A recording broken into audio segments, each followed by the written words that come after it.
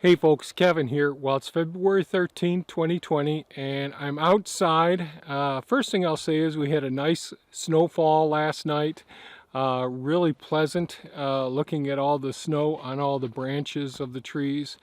Really pretty. And this winter, we've really had the mildest winter in my lifetime. Oswego, New York, we usually get several feet minimal each year, and we've had several feet, but nothing like what we usually get. So we should have 4 foot at least on the ground right now, even after thawing events. But we just got maybe 1 foot of compacted snow, and just 2 inches last night of the light stuff. So my brother Jim recently requested an update on the greenhouse, which is right alongside of me here. And really nothing new has happened in the greenhouse since my last video update on the greenhouse. Now this is a Lord and Burnham greenhouse, originally aluminum and glass. There will be some glass going up on the structure, but the roof is going to be Solex. Previously, and I forgot to respond to Mars Rover. Mars Rover had asked, did I get the silicone sealed in the edges of the Solex? Now the Solex is the glazing, similar. It's replacing the glass that was on the roof. It's an opaque, not an opaque, but semi-transparent white appearing glazing material. That should hold up for several years on the roof, but no, I did not get the end silicone. Since it's 2 layers with small channels inside of the Solex, similar to polycarbonate sheeting, the ends need to be sealed up, otherwise moisture, dirt, mold, algae, those sorts of things can grow up inside of the Solex material or polycarbonate and decrease the illumination that we're going to get from it. But the building's been holding up, no shifting or any problems with the building at all. And I think the last video that I posted was with me up in the root cellar. The last homesteading video was in the root cellar, finishing up some of the glass shelves in there. Now Thea's been doing more canning and all, so we've gotten more canned goods in there. Always trying to stay at least a year or 2 years ahead with our food supplies, just in case there's an incident that we need to rely on those foods solely for survival, and certainly to help others out as well. So I have been doing a little bit of work in the work area, which is the building that's attached to the greenhouse. So let's go in there now.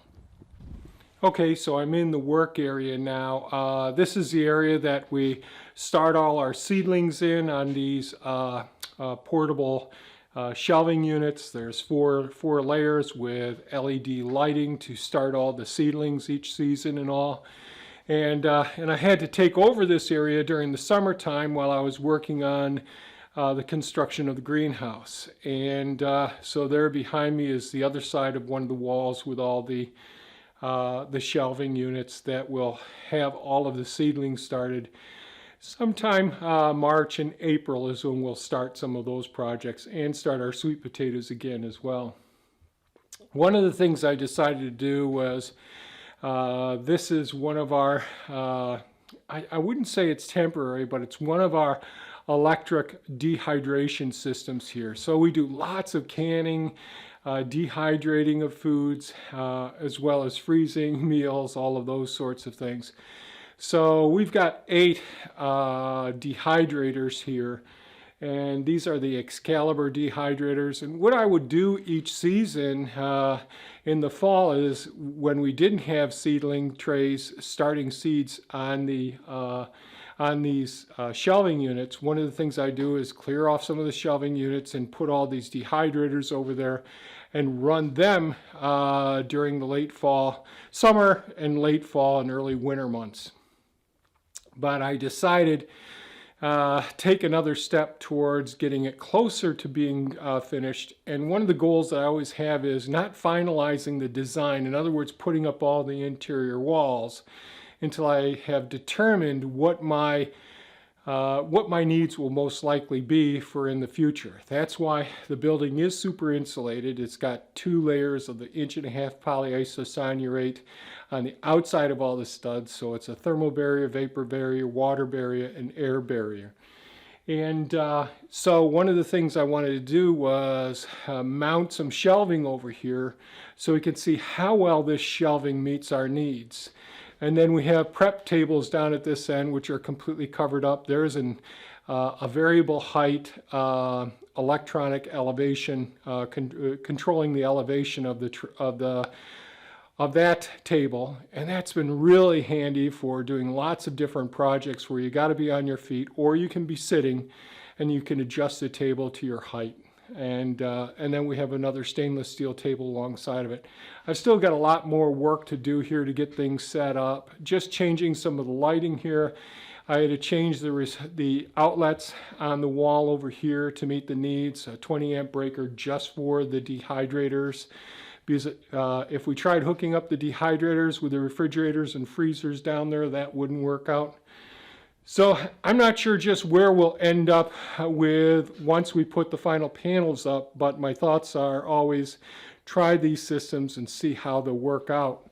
Now, one of the places that I used to have a lot of the networking systems was right up here on some shelving, and that got really congested. It was really obvious that I didn't want that system long term, so I moved some of the security and networking systems upstairs in our storage loft area, and right here alongside of where the electrical panel will be where the automation center is for controlling the various components: temperature, humidity, ventilation, and certainly the vent opening as well out there, watering, all of those things in the greenhouse eventually. Now, it'll take me some time before I get all those things mounted, but they'll be surface mounted right here next to the electrical panel. I have several other projects I'll share with you as time goes on of what else will go on here in this work area. It's a multi-functional building. This is down at the other end down there is where the coop is. The ducks are in there, and a lot of our citrus and fig trees are in there. I may make a video before spring giving you an update on how those trees are doing as well. So that's the basically quick overview of how things look here. I may put a little bit of footage of a little walk around out there with the snow-covered trees, at least around the margin of one of the food forests out there. So if you have any comments or questions, please leave them below. If you found this video of value, please give us a thumbs up, share it with your friends. And by all means, folks, take care of yourselves. Bye-bye now.